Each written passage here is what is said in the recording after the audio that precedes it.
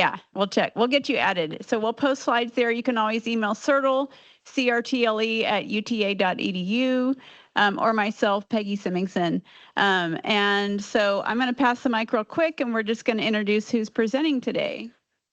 Thank you. Hi, I'm Laurel Stvan. I'm an associate professor in the Department of Linguistics and TESOL. Yeah, and I'm very excited to be here today. Hi, I'm Ahmad. I teach in the Civil Engineering Department. I'm an assistant professor of instruction, teaching mainly construction management courses.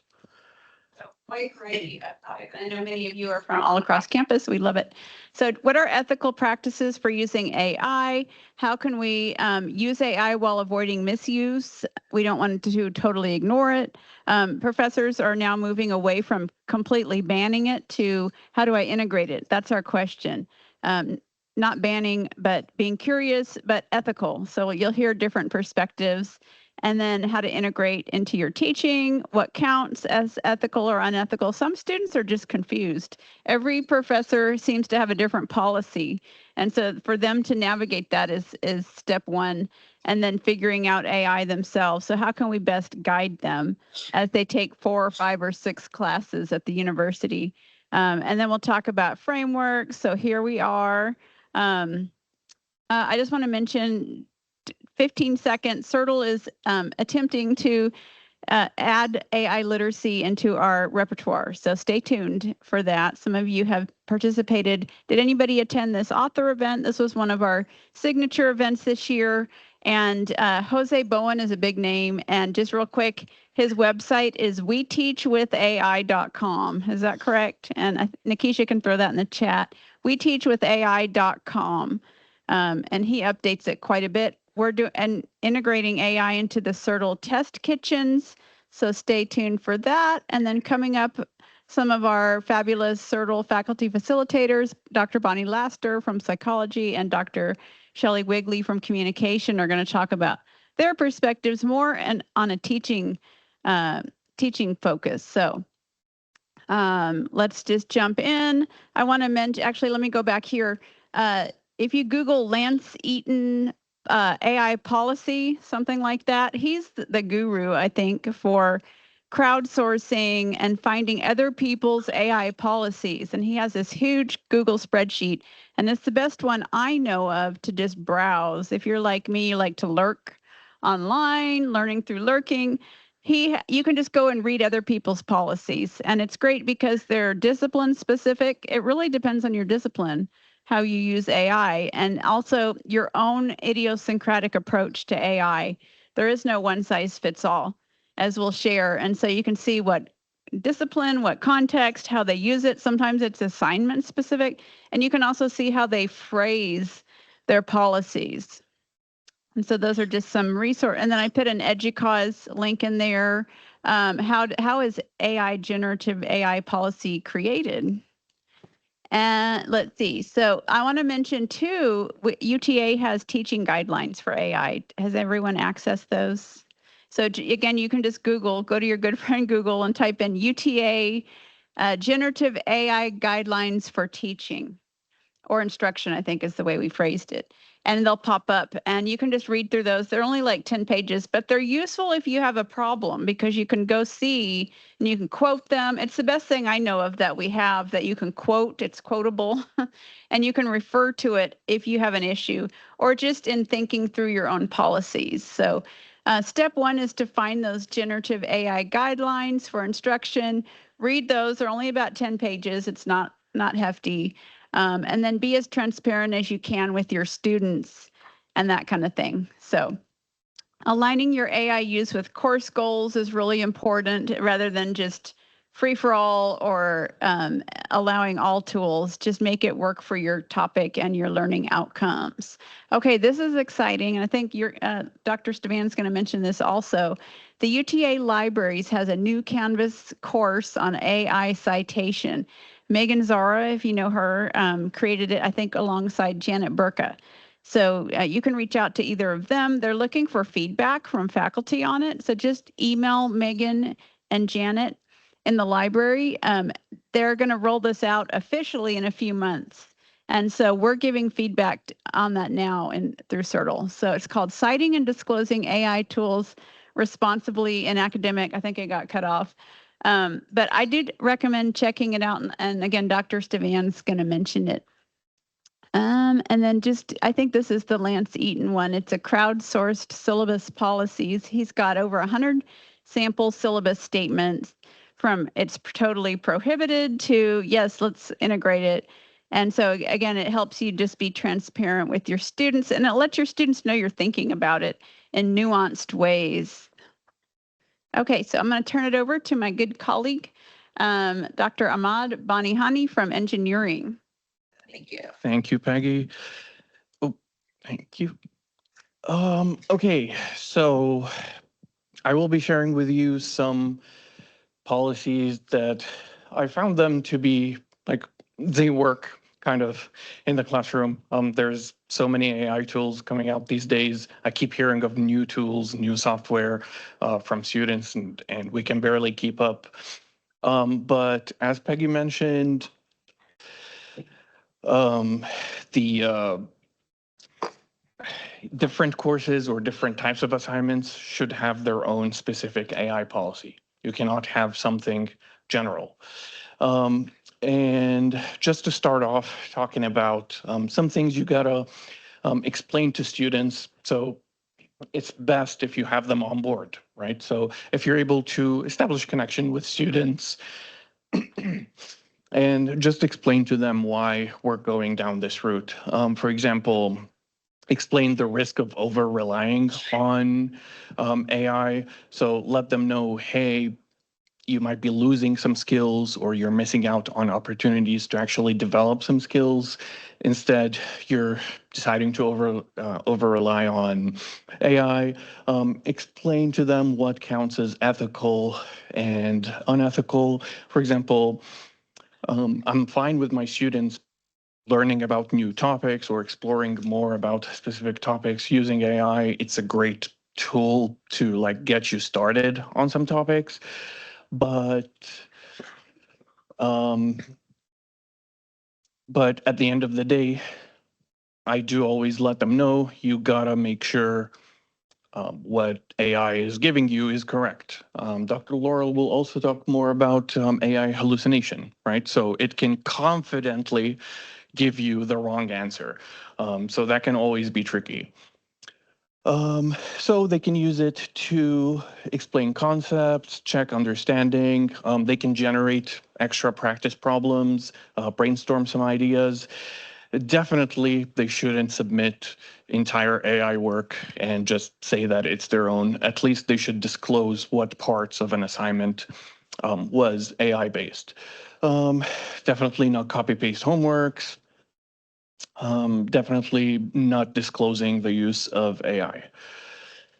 Okay, so policy you're going to develop will always depend on the type of assignment. So you can either, if you do want to include the policy in the syllabus, be ready to go into detail, writing down a bunch of different policies for specific assignments, reports, projects. But there are some practices that I tell my students to do for presentations and discussions. So that's what I'll be going over. Okay, so one thing whenever my students have a term project or report, I tell them, okay, y'all want to find out more about specific topics, that's fine, go use AI, but everything should be referenced. Everything should be cited. So, okay, gain some experience or like at least a good start with AI, but always go find sources. You can ask AI for sources these days. That doesn't necessarily mean that it's not hallucinating. So still go into the source and actually check what it says. So one thing I ask my students is to always include citations and then a whole reference section. So I require students to cite all sentences. You may require a minimum number of references I'm probably going to start doing that. I found out that my colleague is doing that. For a report, he asked for a minimum of 50 sources. So I'm not going to ask my students for 50 sources, but still. And actually get students comfortable with citing and referencing. Usually when I first introduce my students to citations references, they're freezing like, what is this? Can't I just write source, etc.? I mean, technically they could, but might as well do it, teach them the professional way before they graduate. So I do ask my students to, or I do teach them how to cite and reference with APA format. I do have a small presentation prepared. I may drop it in chat in a sec, or feel free to email me if you're interested in that. If not, here are UTA links that teach APA citations and references. Okay, another thing you could do is if you're encouraging students to look through journal articles, this will make referencing a lot easier. You can just hit cite. If they find the journal on Google Scholar, they can hit cite. It will give them the APA format ready to go. So just makes it less work on them. That means they're probably more encouraged to do. Okay, so that was for presentations and reports. Now for online discussions, like you have a discussion or you give them a prompt, they need to discuss on Canvas. There are two options or two things I may do. First, you could ask students to refer to a lecture, come up with a question, one thing they want to explore more, learn more about. And so they can use AI to explore the topic, some terminologies, and just to give them a good start. And then they can go ahead and do the research. They must include the references. You can also require a minimum number of references in this case. And definitely in order to like give them a good understanding of why it is important, they go in and check references, explain AI hallucination to them, which is like in short terms, AI will confidently tell them false information. AI never disagrees with us, right? It's always like, yes, you got this. So it will never disagree with you. That's the first option, that they just get introduced to a topic through AI, but they still need to find sources. Or you could kind of meet them halfway. So have them create the discussion post with AI, but the peer responses, those must be fact checks. So peers will have to go find sources to fact check the discussion posts. And one thing I just remembered, especially if you're worried about, if you're giving assignments that have to do with software, just be aware Meta right now is working on an AI tool that will do things for you. So ChatGPT will tell you what to do. Meta is currently working on something that will take control over your computer and do it for you. So it is best that we try to have students understand the seriousness of like benefits versus costs when it comes to using AI or not. And they should use it ethically. That wraps up my part. And here you go, Dr. Laurel. Okay, thank you. I'm going to run from here, I think, because thank you. All right, great. That was really helpful and reminds me of several things that I want to talk about. So, okay. Sorry. Let's make everything brighter. Okay, so the whole aim of our section today was ethical uses of AI in teaching. So we're each going to talk about some different classes that we've applied this to, specifically about safeguarding academic integrity. What does that even mean once AI enters the game?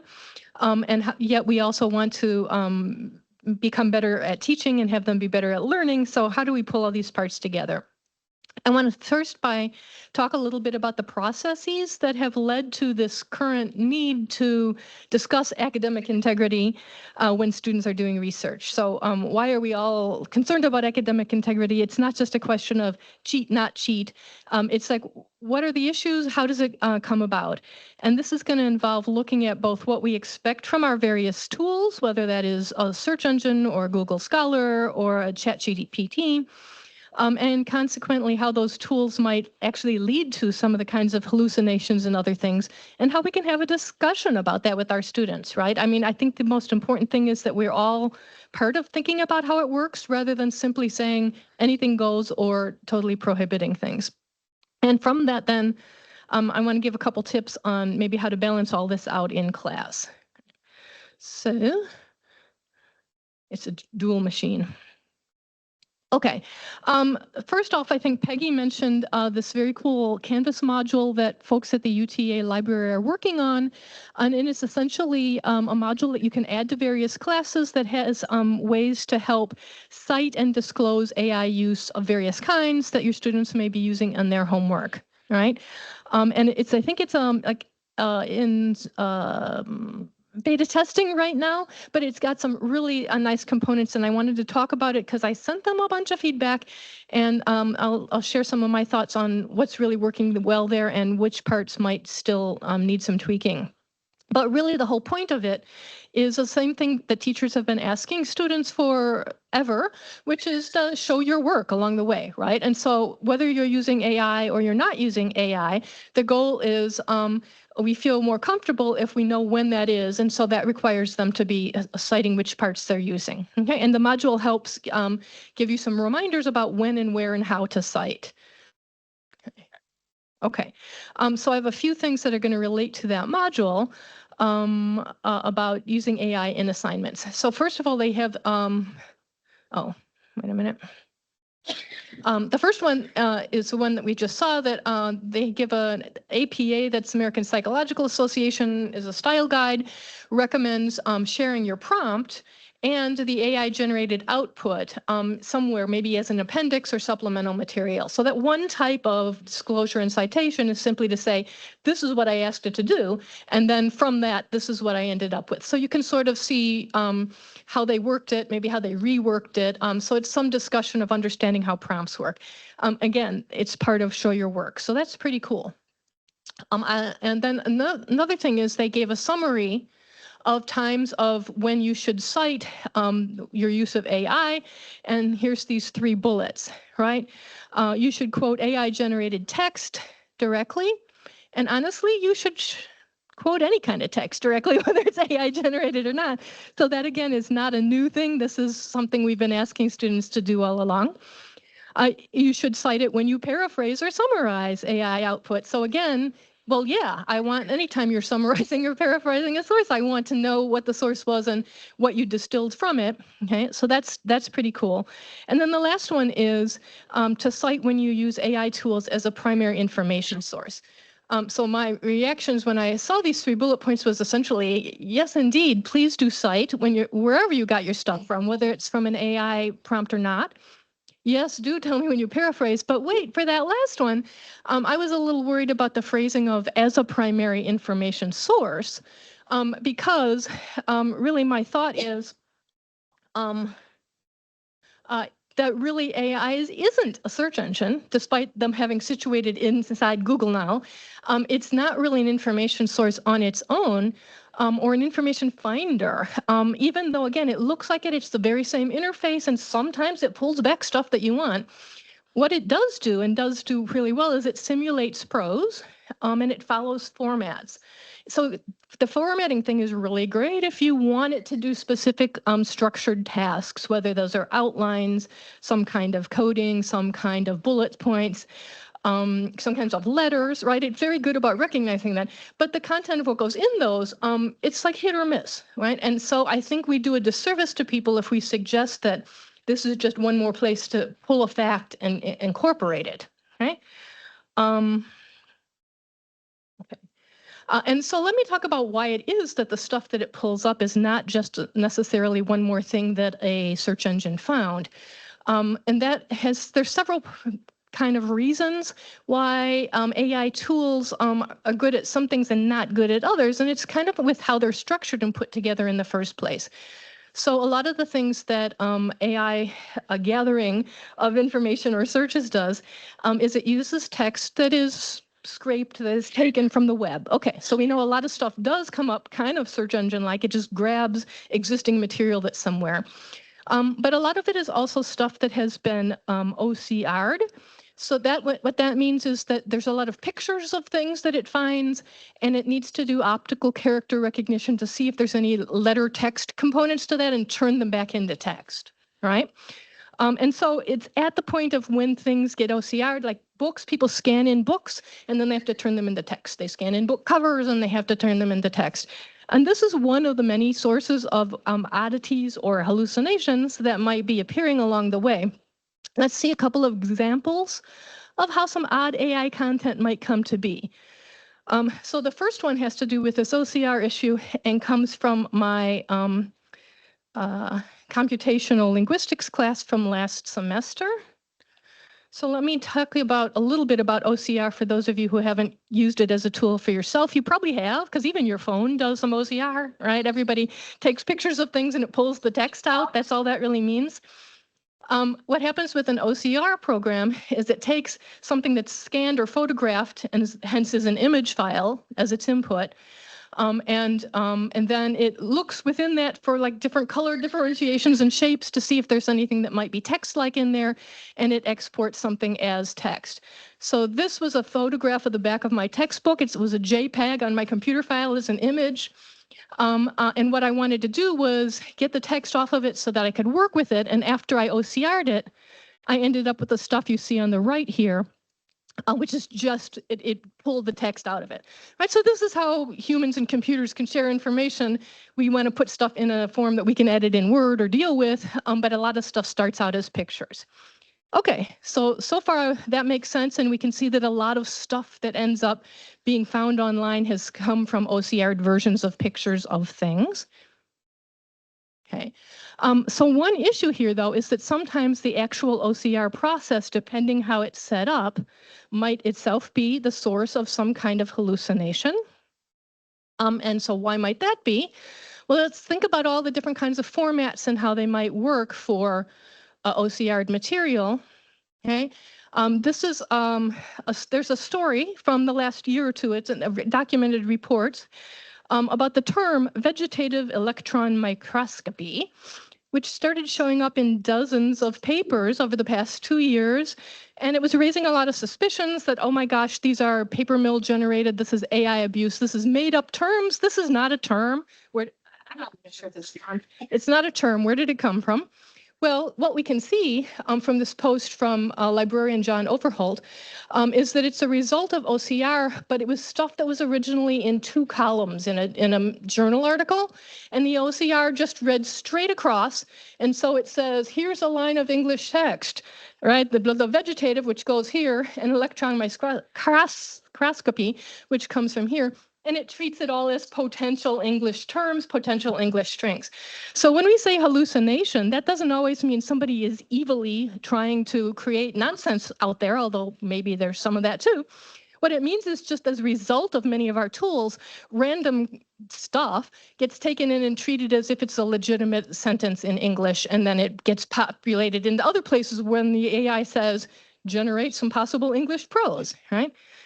So again, if we know a little bit about how a lot of stuff is gathered through OCR, this makes more sense. It's still not helpful for us because you don't want to quote this as an English phrase, but we kind of see where it comes from. Okay, so that was one example about how knowing a little bit about the digital tools tells you a little bit about where it comes from. Again, the material was just taken, the input stretched right across the column break, and I'm sure that happens in other cases. So now the data we're comparing this to is going to treat this as English. I want to take another kind of hallucination, which I know less about the source of, but more about the result of, and share that with you. It's an example That hits a little bit closer to home. Let's go back to talk about Google Scholar, which Ahmad mentioned earlier. It's a tool that your students should get familiar with, and that you as teachers and researchers might already be using for lots of reasons, right? So one of the reasons I use Google Scholar is to figure out who's citing me, right? I keep track of what other papers have cited my research. I put in my own name, and I check this periodically. And it's like just because I can get a network then of people writing on similar topics. If they're using my work, maybe I want to see what their work is. Maybe we have some overlap in our themes. And so just last week, I was put in my own name in Google Scholar, and I found that there was a brand new citation. Someone published a paper in 2026 that cited my work, so I was very excited about that. I wanted to check the newest paper. You can choose that by telling a date range of when you're cited, and I said, "Ooh, tell me the newest stuff. What's from 2026?" And here this paper came up. From Laughter to Awareness, Illocutionary Acts in English Environmental Memes. Okay, so this is a real paper, and it actually makes sense that it would quote me because I have done some work on memes, right? I have looked at the meaning in speech acts and the use of memes as kinds of advice and stuff. So I said, oh, cool, I want to find this paper, right, and see what it is saying, and also see what it's saying that I said. And so I went to the publication. You click the purple part there, pulls up the article, and I went to their references section, okay? And yay, here I am, Stvan 2024, Advice in Humor and Meme Communication, a Cross-Cultural Speech Act Analysis in the journal Pragmatics and Society. Okay, here's the problem with this. That is my name, and that is a real journal, and I have written on meme stuff, but I didn't write this. This is a non-existent article. This is a non-existent DOI. Somebody is claiming this is a paper I wrote. It's showing up for my citation credit. It's a non-existent paper, right? I can go to Pragmatics and Society. There's a volume 5, issue 1. This article is not there. That overlaps an entirely different issue on different topics. This doesn't exist anywhere, okay? So again, the paper that quotes it is from an Indonesian journal, and I think the student or the researcher wrote the paper. But whatever they put in their citations was clearly gathered through some AI process, because that is a hallucinated paper, and I feel it personally because I was just hallucinated, right? So, you know, what do we do about that? So we were talking about these really nice methods that Canvas recommends for citing things. I want to say right off the bat that students and probably other researchers often cite a work they haven't read. You've all read those papers where there's stuff down there that people mention. There's a famous term defined there, but they haven't actually read the thing. But those articles need to actually exist. If you're going to not read something, you have to not read a real paper. Does that make sense? So really coming back to what can we do in the classroom with this, yes, definitely. I liked the tip that the librarian suggested of including the prompt, right? That's part A. I really like the idea of citing the AI source where you got stuff from. But I feel because of these cases like partially made up things with fake references, that it's really important that we recommend students do part C and provide some evidence that they have verified or can confirm that the sources that they include were actually checked somewhere real. Like they were checked in the library database to show that this is an actual article, or they were checked on the publication sources webpage to show here's this issue and here's this article. So if someone had done that, they would find out there is no such paper behind Stvan 2024 here. There's another Stvan 2024 that really exists. That was not the one they were citing. So they just said, this is a probable topic for this name and this author and these words to go together. But if I would ask my students or my colleagues to like, show me that article, right? I can't make you read it, but I can make you show me the article. We know it's a real article. Great, now go ahead and cite it, right? So citation practice is important, but also knowing that you didn't just copy and paste it out of someone else's references, because now this paper is going to float around forever. Other people are going to be citing it when they write on memes. I'm going to get other hits in Google Scholar from this non-existent paper because people just keep pasting it in, right? It's a little disturbing. But again, AI should be relied on for the things it does well, but we should be cautious about the things that it makes too easy, and so therefore it doesn't do things well. And then part of that is the discussion with your students about like being sure which parts are real, which parts you got help with, and knowing the difference, right? My last bit is a bonus toot recommendation. I've talked about this with lots of people, but I can't help sharing it. If you want to know when your searches are finding real pages versus potentially generated potential AI slop pages, like that article I didn't write, the one thing you should be aware of and maybe try out for yourself is on any one of the web browsers that you use, and I'm assuming you probably use more than one, consider installing the browser extension called, okay, I'm not going to try to pronounce @UDM=14, right? It's an extension that can go on Firefox, Safari, Chrome, what have you. Anybody uses it. And it filters out the stuff in your Google searches to and take away all the AI summaries and the AI findings and just leave web pages, like old Google, if you will. It's helpful for you. And now some people really like the AI generated stuff. They like the AI summaries, totally cool. But if you don't, or if you want to know the difference, you might try a search with and a search without to see what it looks like. And I often find that I suggest to people, well, just go Google that. And what they find in Google is very different from what I find in Google because I have filtered out the AI and they are starting with the AI. Right? So again, every browser has a version of this extension. Try it out at home later and see the difference. You might find that that's helpful, and then you're less likely to land on stuff that was slop in the first place. Does that make sense? All right, I think that's all I have. So I'm going to give the mic back to Peggy for some Q&A. Give an applause to everyone. Thanks. All right, questions or comments, or where are you at with your policies? Like what's going on, or what do you think you need to add? It's Donna. Yeah. Let's pass. Can you pass that back?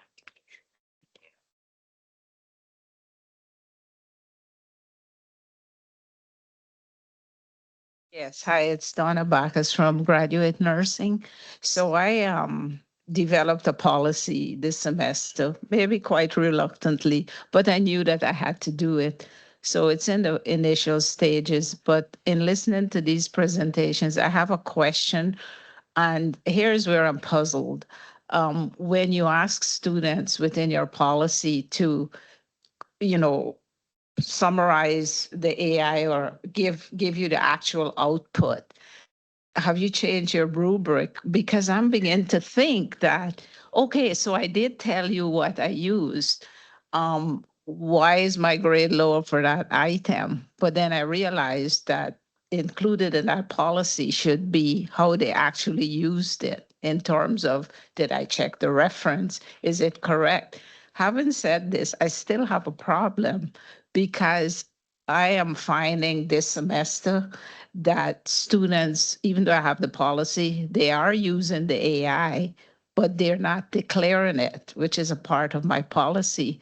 However, I do find that their grades tend to be lower because AI, as you know, they really don't address those questions that we ask them.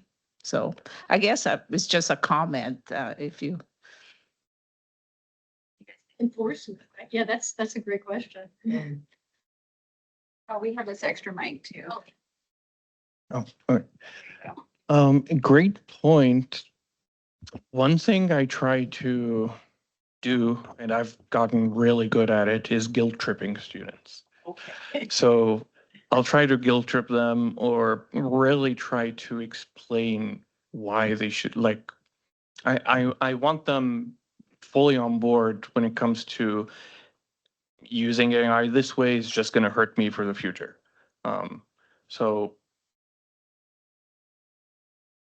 it's really, there's a large portion of it where it's just reaching those students and have them understand that it at the end of the day, it is for their benefit. Do you want to add to that? I don't have a lot more to say. I mean, I'm still grappling with that.